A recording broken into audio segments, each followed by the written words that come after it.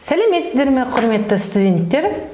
Мен электротехникалық пәндерінің оқытушысы Канагатова Мақпал Сержанқызы.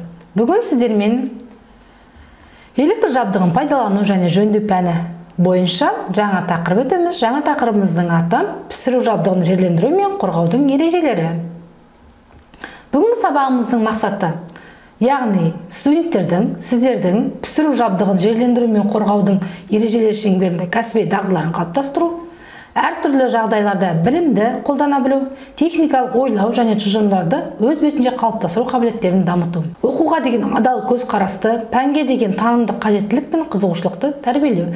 Білім алушылар, яғни сіздерден күтілетін нәтиже, пісіру жабдықтарын жерлендірудің негізгі ережелерімен және талаптарымен таныса алады, пісіру жабдықтарын жерге тұйықталудың жіктелуін біле алады. Сабақтың қысқаша сипаттамасы: ұйымдастыру кезеңі, үй тапсырмасын тексеру, жаңа материалды түсіндіру, бекіту, рефлексия, үй тапсырмасы. Яғни үй тапсырмасы сіздерде тексеріліп, қазіргі бағаларыңыз, яғни платонуста қойылған. Қазір сіздермен бірден жаңа тақырыпқа көшеміз. Сонымен жаңа тақырыбымызды бастамас бұрын, балалар, сіздермен осыдан өтіп кеткеніміз, яғни осы пәннен пісіру жабдықтары дегеніміз не, және қандай түрлерін білесіңдер. Пісіру жабдықтары бұл дәнекерленген бұйымдарды алу үшін қолданылатын әртүрлі механизмдер мен құрылғылардың жиынтығы. Электр доғалы пісіру дәнекерлеу трансформаторын қолдана отырып, бөлшектерді электр доғасымен қосудың бар әдісі. Екінші әдісі жартылау автоматтары. Үшінші қолмен доғалық дәнекерлеу. Сонымен қалай ойлайсыздар? Осы пісіру жабдығына жерлендіру қажет пе, жоқ па? Әрине қажет.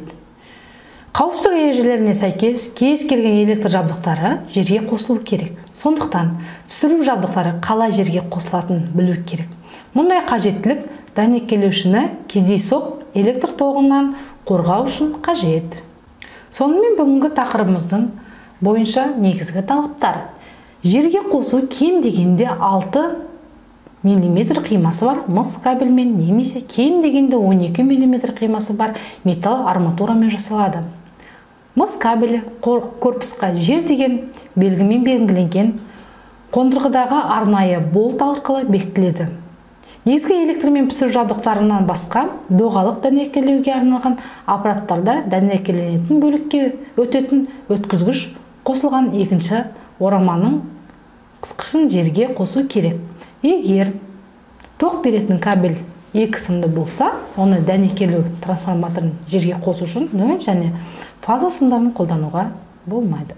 Электр қауіпсіздігін қамтамасыз ету жөніндегі негізгі талаптар: пісіру жабдықтарының тоқ өткізбейтін барлық элементтерді жерге қосу контурына қосылу тез. Әрбір электр қондырғысы үшін жерге қосу нүктесі көзделуі тиіс.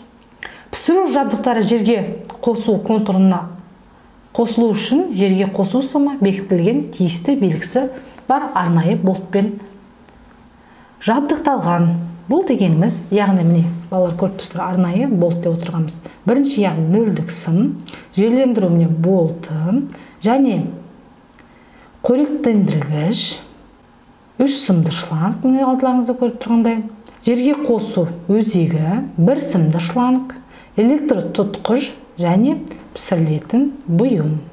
Егер жабдықты жерге қосу мүмкіндігі болмаса, авариялық қорғаныстық ажыратқыш пайдалану керек. Электр қауіпсіздігі нормалары бойынша тоқпен зақымданудан тиімді қорғау үшін жерге тұйықтау контурдың кедергісі 5 омнан аспауы тиіс. Берілген параметрлерге қол жеткізу үшін жерге тұйықталғыштың жермен ең үлкен байланыс аймағын, сондай-ақ жақсы өткізгіштігін қамтамасыз ету қажет. Жерге тұйықтағыштардың жүктелуі қауіпсіздіктің стандартты шараларына қатаң сәйкестік міндетті түрде электр тізбектерін жерге қосуды қамтиды. Мұны 2 жолмен жасауға болады: тік және көлденең. Бірінші, металдан жасалған құбырларды қолдануды қамтиды. Бұл элементтерді жеке қазып алу керек. Міне, яғни бұның ұзындығы 1,5 метр болу керек, арақашықтығы 1 метр болу керек.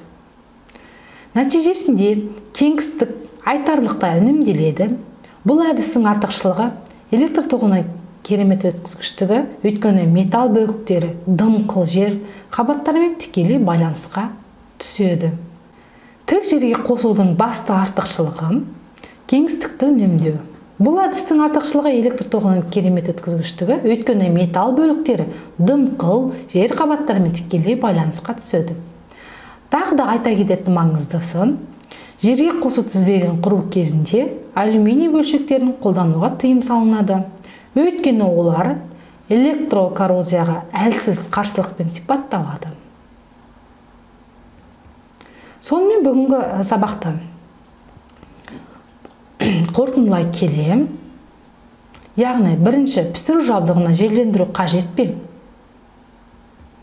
Электр қауіпсіздігін қамтамасыз ету жөніндегі негізгі талаптар, жерге тұйықтандырғыштардың жүктелуі және пісіру жабдықтары дегеніміз не деген сұрақтарды қарастырып, өз мәресіне жеттік. Яғни жетістік сатысы рефлексиясын сабақта қолдану арқылы, яғни не білдіңіздер, не түсіндіңіздер, қолыңыздардан келеме, тағы да білгім келеді деген сатыларды қарасамыз. Егер тағы да білгім келеді деп болатын болса, қазір маған келесі сабақта не білгілеріңіз керек, соны айтыңыздар.